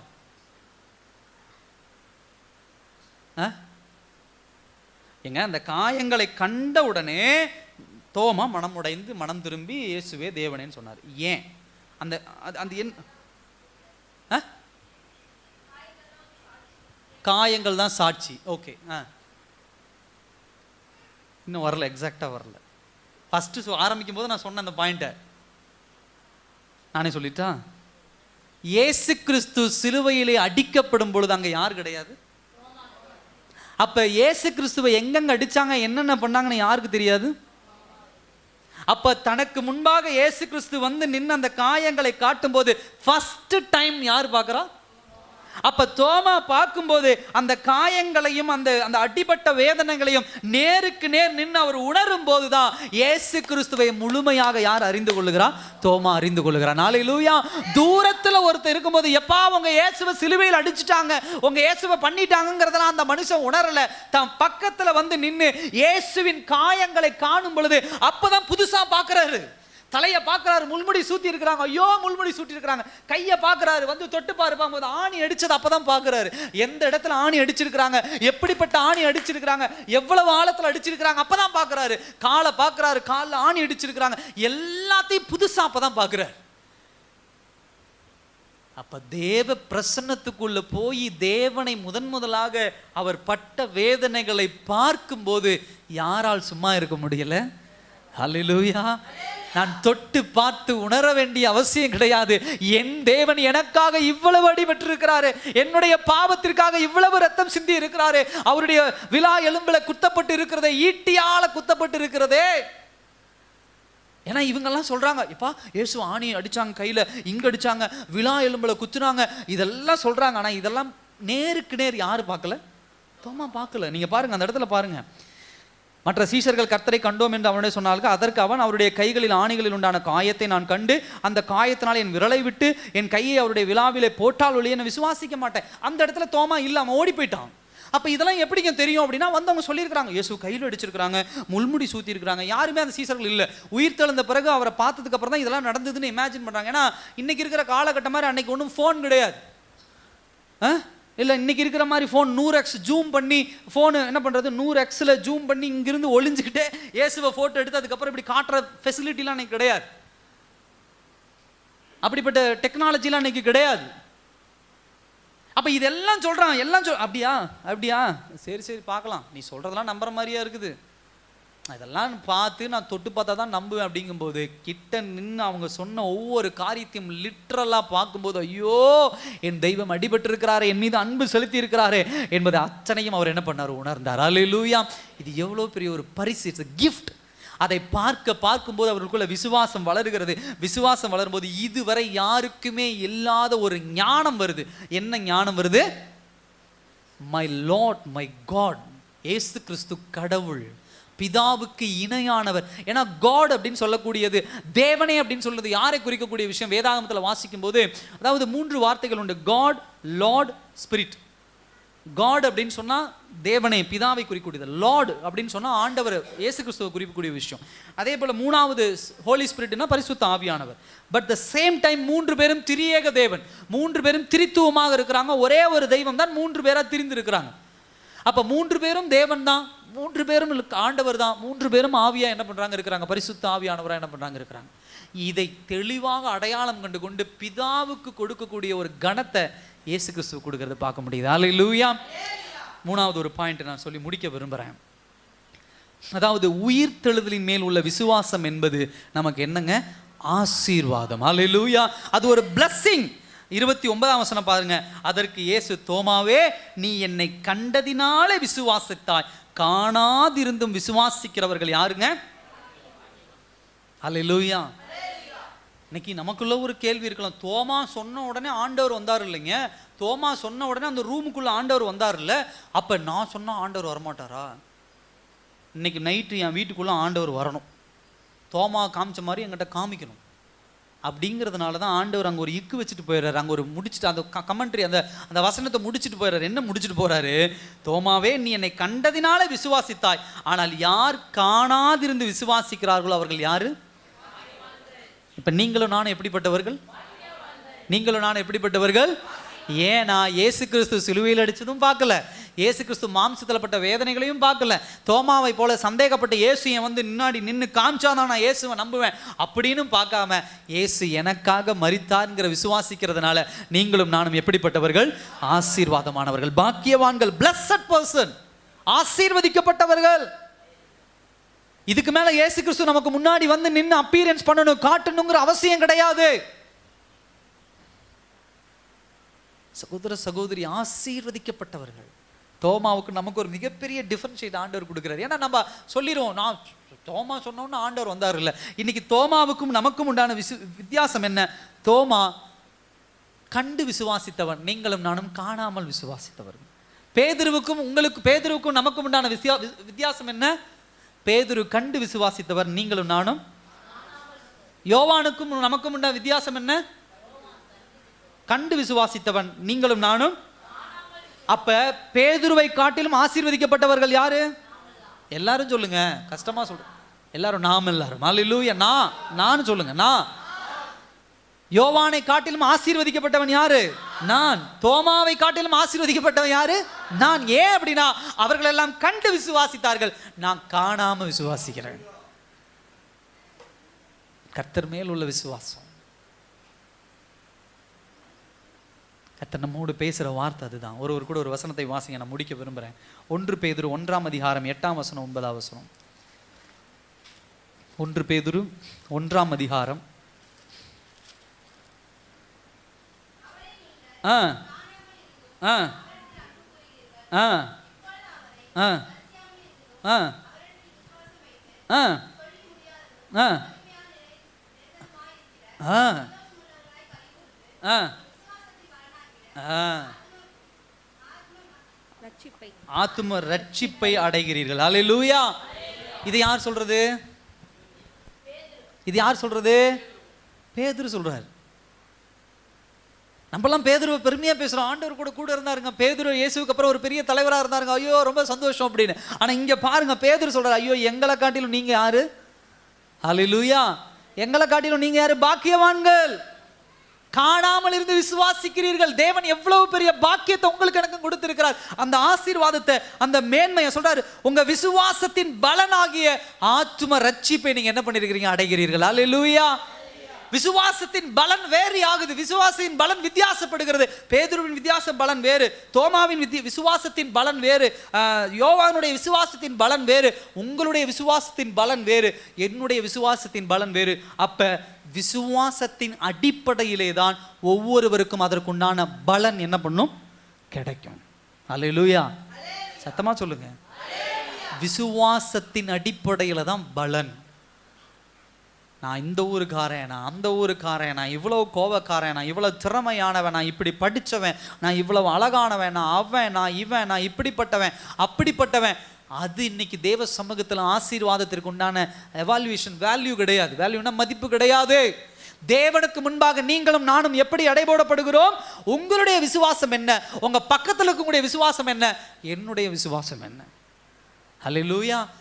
எல்லாருக்கும் ஒரு பிரச்சனை ஒன்று வரும். காய்ச்சல் அப்படிங்கிறது எல்லாருக்கும் சேம் தான். ஆனால் அந்த காய்ச்சலுக்குண்டான ட்ரீட்மெண்ட் எடுக்கிறத பொறுத்து தான் ஒவ்வொருவருடைய உடம்பு என்ன ஆகுது சுகமாகிறத நம்ம பார்க்க முடியுது. ஒருத்தருக்கு ஒரு நாளில் காய்ச்சல் சரியாது, இன்னொருவருக்கு 2 நாள் காய்ச்சல் சரியாது, ஒருத்தருக்கு 1 வாரம் காய்ச்சல் சரியாது, ஒருத்தருக்கு மாசக்கணக்காக காய்ச்சல் சரியாகிறதுல. ஏன்? அவங்க எடுக்கக்கூடிய ட்ரீட்மெண்ட்டை பொறுத்து, அவங்க நம்புகிற டாக்டரை பொறுத்து, அவங்க சாப்பிட்ற மாத்திரையை பொறுத்து. அதே போலதான் உங்களுக்கும் ஒரு பிரச்சனை இருக்கும், எனக்கும் ஒரு பிரச்சனை இருக்கும். அப்ப இவங்களுக்கு மட்டும் ஆசீர்வாதம் எப்படி கிடைக்குது, எனக்கு ஏன் ஆசீர்வாதம் கிடைக்க மாட்டேங்குதுன்னா, அவங்க விசுவாசத்தின் பலன் உங்க விசுவாசத்தின் பலனை காட்டிலும் வித்தியாசமாக மேன்மையாக இருக்கிறது. அல்லேலூயா. அவங்க தேவனுக்காக சில விஷயத்தை தூக்கி எறிஞ்சாங்க, நீங்க தேவனுக்காக சில விஷயத்தை தூக்கி எறிஞ்சிங்களா? அவங்க தேவனுக்காக பல விஷயங்களை இந்த உலகத்துல உதறி தள்ளினாங்க, நீங்க தேவனுக்காக சில விஷயத்தை உதறி தள்ளினீங்களா? இல்ல பாஸ்டர், நான் உதறி தள்ளல. அப்போ உங்க விசுவாசத்தின் பலன் தான் உங்களுக்கு கிடைக்கும், அவங்க விசுவாசத்தின் பலன் தான் அவங்களுக்கு என்ன பண்ணும்? கிடைக்கும். அல்லேலூயா.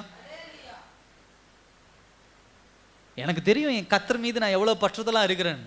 எனக்கு தெரியும் என் ஆண்டவருக்கு முன்னாடி நான் எவ்வளவு உண்மையா இருக்கிறேன்னு. நான் இன்னொருவரோடு எடை போட்டு அவசியப்பட வேண்டிய அவசியம் கிடையாது. எனக்கே தெரியும் இந்த இடத்துல ஆண்டவர் விட்டு நான் விலகிட்டேன், இந்த இடத்துல தேவனுக்கு நான் கீழ்ப்படியில, இந்த இடத்துல நான் தோமாவை போல என்ன பண்ணிட்டேன், விசுவாச குறைபாடா பேசிட்டேன், இந்த இடத்துல ஆண்டவர் விட்டு நான் தூரம் ஓடி போயிட்டேன். இதனால நான் யாரையும் என்ன பண்ண தேவையில்லை, ஒப்பிட்டு கொண்டு இருக்க வேண்டிய அவசியம் கிடையாது. ஹல்லேலூயா. என்ன இந்த தம்பியோடையோ இல்லை பின்னாடி இருக்கிற ஐயாவோடையோ இந்த அம்மாவோடையோ எனக்கு ஏன் இது இல்லை, எனக்கு ஏன் அது இல்லை, எனக்கு ஏன் இது கிடைக்கல, ஏன் அவங்களுக்கு மட்டும் அது கிடைக்குது? என் தேவன் பொதுவானவர். ஹல்லேலூயா.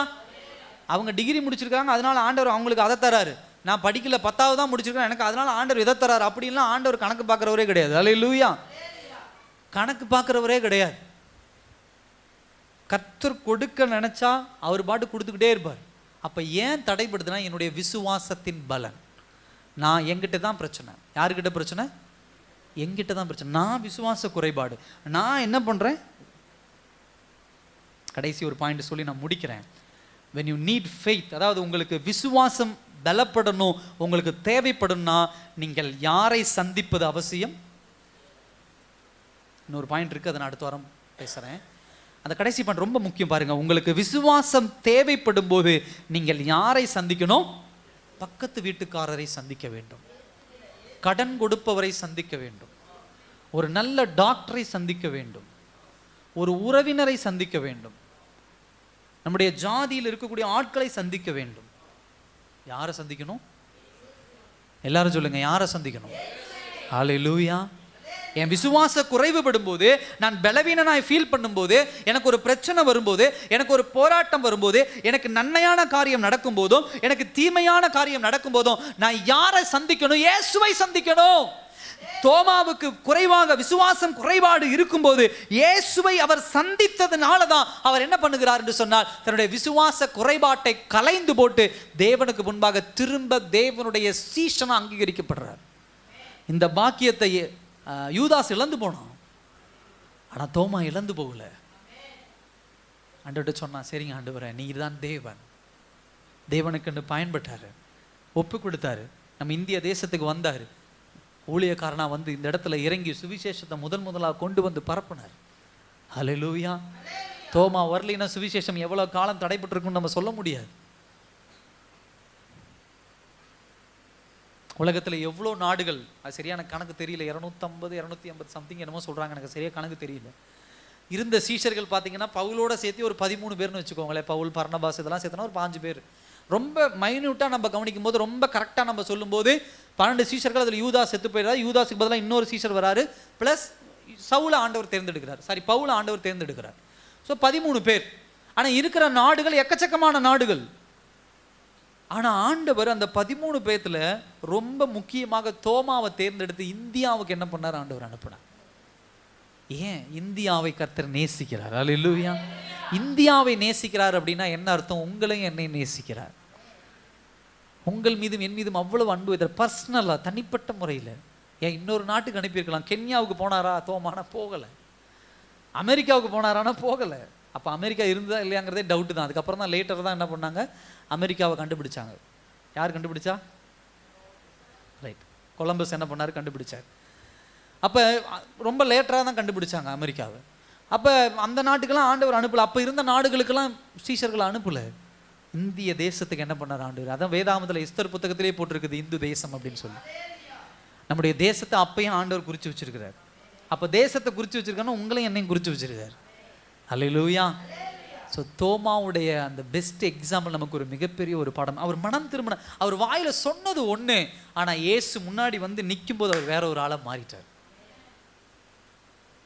எல்லாரும் இருக்கிற இடத்துல எழுந்து நிற்கலாம் அந்த நாளில்.